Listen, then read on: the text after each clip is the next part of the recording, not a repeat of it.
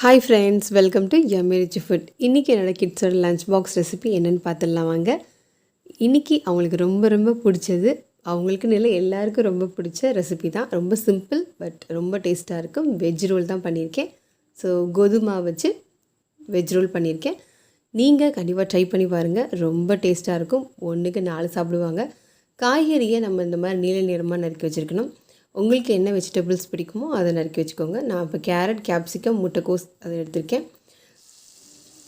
ஒரு பேனில் சின்ன க்யூப் அளவுக்கு பட்டர் ஆட் பண்ணிவிட்டு பாதி அளவுக்கு எண்ணெய் ஆட் பண்ணிக்கலாம். ஸோ கொஞ்சம் எண்ணெய் கொஞ்சம் பட்டர் ஆட் பண்ணியிருக்கேன். இதுக்கப்புறம் பட்டர் மெல்ட் ஆனதுக்கப்புறம் இஞ்சி பூண்டு பேஸ்ட் 1 டீஸ்பூன் அளவுக்கு ஆட் பண்ணிவிட்டு எல்லா வெஜிடபிள்ஸையும் கடாயில் போட்டுற வேண்டியதான்.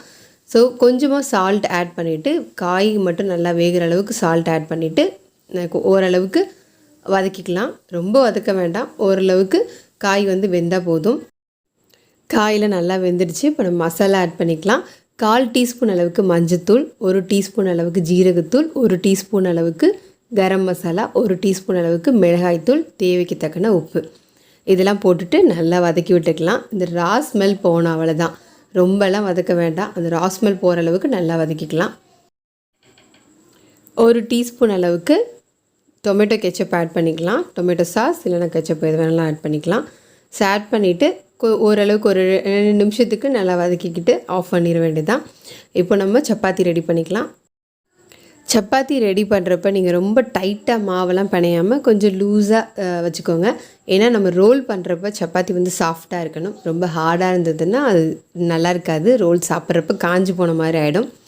ஸோ சப்பாத்தி மாவு பிணையிறத நீங்கள் நல்லா நெய்யெல்லாம் ஆட் பண்ணிவிட்டு நல்லா சாஃப்டாக சப்பாத்தி மாவு பிணைஞ்சி வச்சுக்கோங்க. ஸோ சப்பாத்தி போட்டதுக்கப்புறம் அது மேலே இந்த வெஜிடபிள்ஸை சர்வ் பண்ணிவிட்டு அதுக்கு மேலே சீஸை துருவி விட்டிங்கன்னா அந்த ஹீட்லேயே சீஸ் மெல்ட் ஆகிருக்கும். சாப்பிட்றப்ப ரொம்ப ரொம்ப யம்மியாக இருக்கும். ஸோ கிட்ஸ் எல்லாம் 1க்கு 4-5 கூட சாப்பிடுவாங்க. அந்த அளவுக்கு ரொம்ப டேஸ்ட்டாக இருக்கும். அப்புறம் என்ன, நீங்கள் பெஸ்ட் மாமா ஆகிடுவீங்க. ஸோ இந்த மாதிரி ஹோட்டல் ரெசிபிலாம் வீட்டிலே ட்ரை பண்ணி பாருங்கள். சீஸ் எல்லாம் சூப்பர் மார்க்கெட்லேயே ரொம்ப கம்மியான ரேட்லலாம் கிடைக்கிது. ஸோ இந்த மாதிரி வாங்கி வச்சுட்டு ஸ்டோர் பண்ணிவிட்டு நீங்கள் இந்த மாதிரி ரெசிபீஸ்லாம் பண்ணி கொடுங்க. கண்டிப்பாக உங்கள் குழந்தைங்களுக்குலாம் ரொம்ப பிடிக்கும். ஃப்ரெண்ட்ஸ், உங்களுக்கு என்னோடய சேனல் பிடிச்சிருந்தால் நீங்கள் கண்டிப்பாக சப்ஸ்கிரைப் பண்ணிவிட்டு பாருங்கள். பெல் ஐக்கான் கிளிக் பண்ணுங்கள். அப்போ தான் நான் போகிற வீடியோ உங்களுக்கு காட்டும்.